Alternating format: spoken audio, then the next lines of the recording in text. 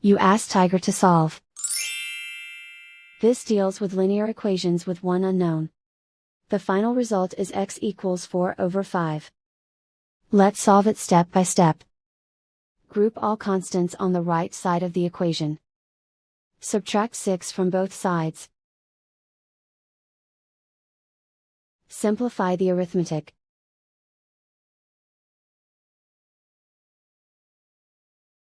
Isolate the x. Divide both sides by -15. Cancel out the negatives.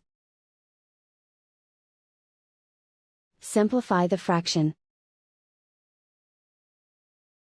Cancel out the negatives. Find the greatest common factor of the numerator and denominator. Factor out and cancel the greatest common factor. And so the final result is x equals 4/5.